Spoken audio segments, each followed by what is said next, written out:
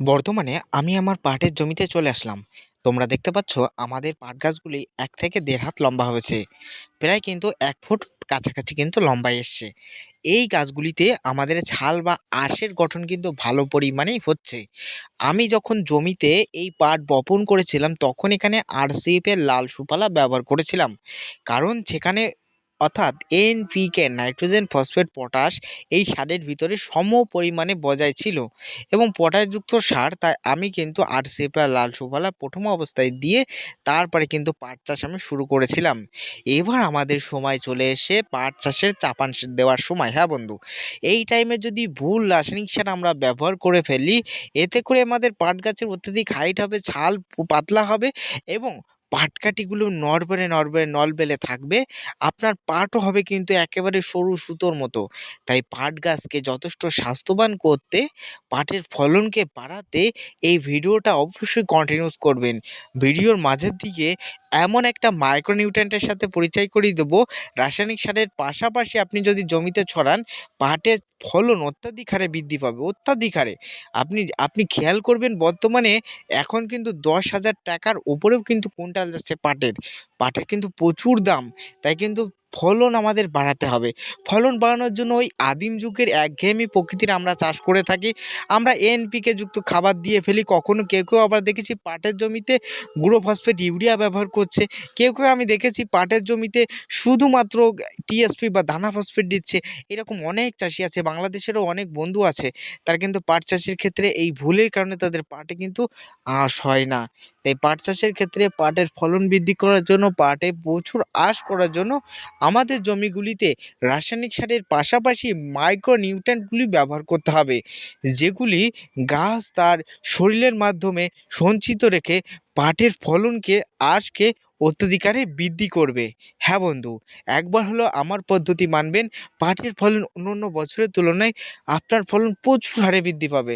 পাটও ভালো পরিমাণে লম্বা হবে এবং আঁশটাও কিন্তু, ছালটাও কিন্তু পুরো হবে। এবার চলো বন্ধু, কোন কোন রাসায়নিক সার আমাদের পাটের জমিতে ব্যবহার করা যায় না আমরা জেনে আসি। পাটের জমিতে অত্যাধিক হারে আপনি যদি ইউরিয়া, টিএসপি এই ধরনের রাসায়নিক সারকে ব্যবহার করেন, এতে করে আপনার পাট গাছ অত্যাধিক লম্বা হবে এবং ছালের পরিমাণ পাতলা হবে। হ্যাঁ বন্ধু, টিএসপি গাছের শেকড়ের মাত্রা বৃদ্ধি করে এবং গাছে ফল ফুলের পরিমাণকে বাড়ায়। এ কিন্তু ছাল বা আঁশ গঠন করতে সাহায্য করতে পারে না, বিশেষ করে পাট গাছের ক্ষেত্রে বা দানা ফসফেট যেটাকে বলে, সেটা কিন্তু পারে না। এর জন্য আমাদের পাটের জমিগুলির ক্ষেত্রে আমরা কিন্তু এই ধরনের রাসায়নিক সার ব্যবহার করব না। কোন রাসায়নিক সার ব্যবহার করতে হবে অবশ্যই জানিয়ে দিচ্ছি বন্ধু। ২ নম্বরে, আমার যারা ইন্ডিয়ার বন্ধু রয়েছেন, তারা কিন্তু পাটের জমির ক্ষেত্রে ২০-২০-১৩কে ব্যবহার করবেন না। এর ভিতরে ২০% নাইট্রোজেন, ২০% ফসফেট এবং ১৩% সালফার বা সালফেট রয়েছে। ইহা কি করে, ২০% নাইট্রোজেন পাট গাছের গতি বাড়িয়ে দেবে এবং এর ভিতরে ফসফরাস বা ফসফেট রয়েছে, এ পাট গাছের হালকা পরিমাণে ছাল করবে এবং এবং কিন্তু এর ১৩% সালফেট রয়েছে, এটা কিন্তু পাট গাছকে নরম করতে সাহায্য করবে। এতে করে কিন্তু ২০-২০-১৩ ব্যবহার করা অবশ্যই যাবে, কিন্তু এর সাথে আপনাকে পটাশযুক্ত সার মিশ্রিত করে ব্যবহার করতে হবে, নতুবা ব্যবহার করবে না। আপনি পাট চাষের ক্ষেত্রে ৩ নম্বরে ডিএপিও কিন্তু ব্যবহার করবেন না। কারণ ডিএপির ভিতরেও ডাই অ্যামোনিয়া রয়েছে, যা গাছের অতিরিক্ত গতি বৃদ্ধি করতে এবং ছাল গঠন করবে, কিন্তু অতিরিক্ত না। তাই পাট চাষের ক্ষেত্রে, পাটের জমিগুলির ক্ষেত্রে আপনি যখনই নাইট্রোজেনযুক্ত সার ব্যবহার করবেন, ফসফেটযুক্ত সার ব্যবহার করবেন, তার সাথে অবশ্যই মিউরেটিক অফ লাল পটাশ ব্যবহার করবেন। হ্যাঁ বন্ধু, মিউরেটিক অফ লাল পটাশ আপনার পাট গাছে এরকম ছোট থাকা অবস্থায় ছড়িয়ে দেবেন। তার পরবর্তীতে ২ মাথায় ২টো দড়ি নেবেন। যদি আপনি একা একা যদি দেখছেন যে দড়ি টানার লোক নেই, অর্থাৎ পাটের মাথায় কিন্তু মিউরেটিক অফ পটাশ লেগে গেলে পুড়ে যায়, ঠিক আছে? এজন্য আমি চাষীদের বলে থাকি আপনি দড়ি টানিয়ে দিন, দড়ি টেনে দিন। অথবা যদি মনে করেন যে না আমি একাই আছি, তাহলে একটা বড় বাঁশ নিন বা একটা কুঞ্চি নিন, নিয়ে আপনি জমির মাঝখান দিয়ে যান, দেখবেন অটোমেটিক মিউরেটিক অফ পটাশ নিচে পড়ে যাবে। এবার কোন কোন সার ব্যবহার করতে হবে, আমার ইন্ডিয়ার বন্ধুরা কোন সার ব্যবহার করবে অবশ্যই আমি জানাবো। বন্ধু, পাট চাষের ক্ষেত্রে পটাশযুক্ত সার খুবই গুরুত্বপূর্ণ ভূমিকা পালন করে। এই পটাশ পাট চাষের ক্ষেত্রে ছাল, আঁশ গঠন করতে এবং পাট গাছকে মজবুত ও শক্ত করতে ব্যাপক গুরুত্বপূর্ণ ভূমিকা পালন করে। আপনি পাট চাষের জমির ক্ষেত্রে যদি পরীক্ষামূলকভাবে একটা জমিতে ২০-২০-১৩ বা ইউরিয়া ফসফেট দিয়ে যদি পাট চাষ করেন, অন্য আরেকটা জমিতে আপনি ১০-২৬-২৬ দিয়ে পাট চাষ করবেন। দেখবেন আপনার পাটের ফলন অত্যাধিক হারে বৃদ্ধি পাবে। তার কারণ ১০-২৬ এর ভিতরে অতিরিক্ত ২৬% পটাশ, যা অন্য কোনো সারের ভিতরে নেই। নেই। এতে করে আপনার গাছ দীর্ঘস্থায়ী কিন্তু লম্বা হতে সাহায্য করবে, দীর্ঘস্থায়ী ছাল পুরু হতে সাহায্য করবে, পাটকাঠি মোটা হবে এবং পাট হবে অন্যরকম, যা আপনি খেয়াল করবেন। আমি শুধুমাত্র বলছি না যে ১০-২৬ দিতে হবে, পরীক্ষামূলকভাবে কিন্তু আপনি করতে পারেন। এবার চলে আসি বন্ধু, পাট চাষের ক্ষেত্রে কোন সার ব্যবহারযোগ্য? পাট চাষের ক্ষেত্রে বেশি পরিমাণে পটাশযুক্ত সার আপনাকে ব্যবহার করতে হবে। পটাশযুক্ত সারের ভিতরে ১ নম্বরে রয়েছে বন্ধু এনপিকে যুক্ত সার, যার ভিতরে রয়েছে বন্ধু, যার নাম রয়েছে আরসিএফের লাল সুফলা। এর ভিতরে ১৫% নাইট্রোজেন, ১৫% ফসফেট, ১৫% পটাশ সমপরিমাণে আছে, যা পাটের হাইট, ফলন প্রভৃতি বৃদ্ধি করতে সাহায্য করবে। ২ নম্বরে রয়েছে পাট চাষের ক্ষেত্রে পাটের আঁশ গঠন এবং ফলন বৃদ্ধি করতেও ১৪-৩৫-১৪ এর ভূমিকা রয়েছে অপরিসীম। কারণ এই ১৪-৩৫-১৪ সার গোমর তার নাম রেখেছে গোমর শক্তি।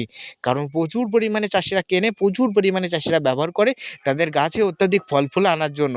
অর্থাৎ এর ভিতরে প্রচুর পরিমাণে ফসফেট রয়েছে, যা গাছের ফলন বৃদ্ধি করতে সাহায্য করে এবং এর ভিতরে ১৪% পটাশও রয়েছে, যা আপনার গাছে ব্যবহার করতে পারেন। এতে করেও আপনার পাট গাছের ফলন বৃদ্ধি পাবে। এবং তারপরে ৩ নম্বরে রয়েছে অবশ্যই ১০-২৬-২৬ রাসায়নিক সার।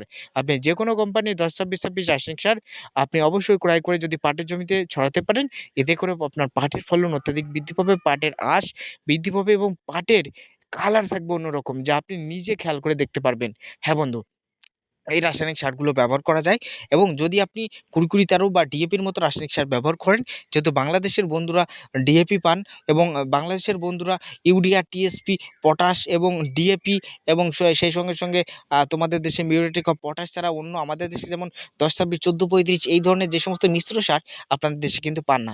তাদের আমি রিকমেন্ড করব আপনি হালকা ইউরিয়া, বেশি পরিমাণে টিএসপি অর্থাৎ দানা ফসফেট এবং মিউরেট অফ পটাশ দিয়ে আপনি পাট চাষ করতে পারেন। এতে করেও ফলন বৃদ্ধি পাবে। আমাদের ইন্ডিয়ার বন্ধুদের বলছি, তোমাদের যেহেতু আমাদের দেশে এই সারগুলো মিশ্র সার অ্যাভেলেবেল রয়েছে, তাই ওই সারের দিকে ঝোঁকার দরকার নেই। ঠিক আছে? যদি কেউ ডিএপি দিয়ে ফেলো, তাহলে বলব মিউরেট অফ পটাশ অবশ্যই দিয়ে দাও। তাতে করে তোমার ফলন কিন্তু অত্যাধিক হারে বৃদ্ধি পাবেই পাবে। হ্যাঁ বন্ধু, ফলন বৃদ্ধি করতে অবশ্যই মিউরেট অফ পটাশের গুরুত্ব অপরিসীম রয়েছে বন্ধু।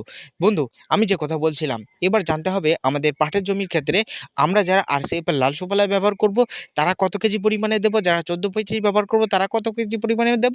এবং যারা ১০-২৬ দেব, তারা কত কেজি পরিমাণে আমাদের জমিতে ব্যবহার করব। যারা আরসিএফ এর লাল সুফলা ব্যবহার করবেন, বিশেষ করে পাটের জমির ক্ষেত্রে, তাদের আমি রিকমেন্ড করব পার কাঠাতে মিনিমাম ১.৫ কেজি পরিমাণে আরসিএফ এর লাল সুফলা ব্যবহার করতেই হবে। হ্যাঁ বন্ধু, ১.৫ কেজি পরিমাণে, যদি ২ কেজি পরিমাণে দিতে পারেন, এতে করে কিন্তু ভালো ফলন আপনি আশা করবেন। ২ কেজি পরিমাণে দিলেও কিন্তু চলবে, ঠিক আছে? তবে অবশ্যই খেয়াল রাখতে হবে পাটের জমিতে যেন অত্যাধিক কাদা না থাকে।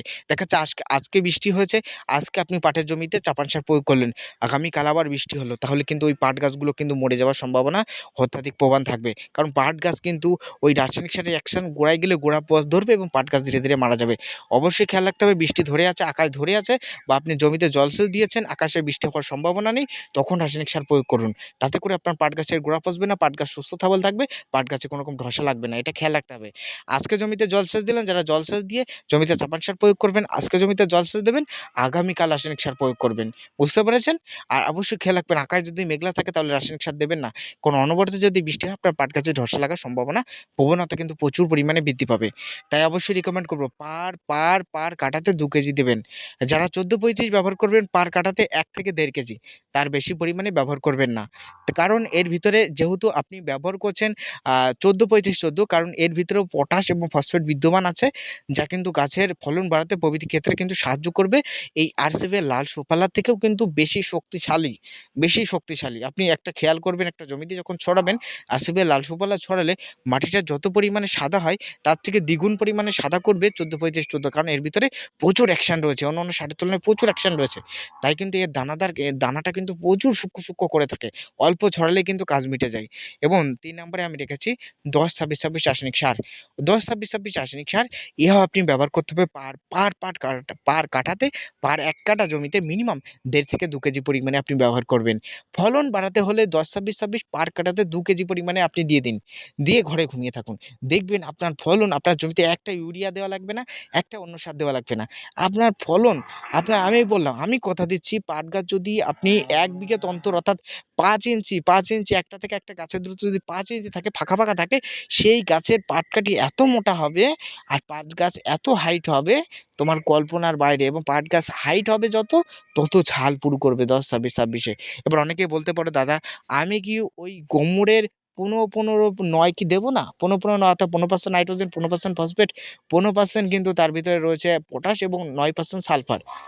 বলতে পারো, অনেকেই বলতে পারো এগুলোকে দেবো না? দেখো, এই সার, রাসায়নিক সার আমি জমিতে ব্যবহার করিনি। অনেকে আমার কাছে ফোন করে, ফোন করে বলে, "দাদা তুমি আরসিএফ লাল সুফলার কথা বলো কিন্তু গোমরের সুফলার কথা তো বলো না।" আমি গোমরের সুফলা এইজন্য বলি না কারণ আমি জমিতে ব্যবহার করিনি। কোনো জমিতে ব্যবহার করিনি। আর যেহেতু পটাশযুক্ত সার কিন্তু ওই আরসিএফ গোমরের সুফলাটা আমি দেখেছি অতিরিক্ত সাদা কুড়ি তেরোর মতো এবং ওর ভিতরে পটাশ কত পরিমাণে দিয়েছে, কি করেছে আমার জানা নেই এবং সেজন্য ওইটা ব্যবহার করি না। আপনি কিন্তু জমিতে প্রয়োগ করে ব্যবহার করে দেখতে পারেন। ঠিক আছে? তাই আমি রিকমেন্ড করব যে সমস্ত চাষীরা আমাকে ফোন করে গোমরের সুফলার কথা শুনতে চান, আমার সাথে তর্ক বিতর্ক করেন, তাদের বলব আপনি আপনার জমিতে দিতে পারেন। তাতে আমার কোনো সমস্যা নেই, কোনো আপত্তি নেই। তবে পাট চাষের ফলন বৃদ্ধি করার জন্য পরীক্ষামূলকভাবে আমরা যে সার ব্যবহার করে কাজ পেয়েছি সেই তথ্যই তোমার মাঝে কিন্তু শেয়ার করছি। নতুবা কিন্তু অন্য কোনো তথ্য দেব না। তোমার ইচ্ছা খুশি মতো তুমি সার দিতে পারো। এবার অনেকে বলতে পারো, "দাদা আমি এই সার দেবো না, ওই সার দেবো, ওই সার দেবো।" তোমার ইচ্ছা দিতে পারো। কিন্তু যে সারগুলোতে ফলন বৃদ্ধি করে সেই সারগুলোর তথ্যই তোমাদের মাঝে কিন্তু আমি শেয়ার করি। 100 এ 100% প্রচুর ফলন দেয় এবং এগুলো কিন্তু পরীক্ষামূলক, একেবারে পরীক্ষিত। আপনি খেয়াল করবেন, আপনি আপনার নিকটবর্তী চাষীর কাছে শুনবেন যে, "দাদা আমি এই 10-26, 14-35 এবং সুফলা জমিতে ব্যবহার করব কিনা?" তখন কিন্তু চাষীরা বলবে, "হ্যাঁ, অবশ্যই ব্যবহার করো। এগুলোতে ফলন অত্যধিক পরিমাণে বৃদ্ধি করে। পাটের ছাল, আঁশ, করণ প্রভৃতি ঠিক রাখতে ইহা ব্যাপক হারে কিন্তু সাহায্য করে।" তাই বর্তমান সময়ে অবশ্যই পাট চাষে রাসায়নিক সারের পাশাপাশি আরও ৩ টে মাইক্রোনিউট্রিয়েন্টের কথা বলব। ১ নম্বরে র‍্যালি গোল্ড রয়েছে যা পাটের ফলন, আঁশ, শেকড় প্রভৃতি বৃদ্ধি করতে এবং ছালকে মোটা করতেও র‍্যালি গোল্ড সাহায্য করবে। ২ নম্বরে রয়েছে এইচপিএম গোল্ড, যেকোনো একটা দিতে পারো। আর ৩ নম্বরে রয়েছে টোটাল বায়োস্টার। ৩ টের ভিতরে যেকোনো একটা অবশ্যই দিতে পারো। আজই ক্রয় করে নিয়ে এসে গাছের গোড়ায় ছড়িয়ে দাও রাসায়নিক সারের সাথে মিশ্রিত করে।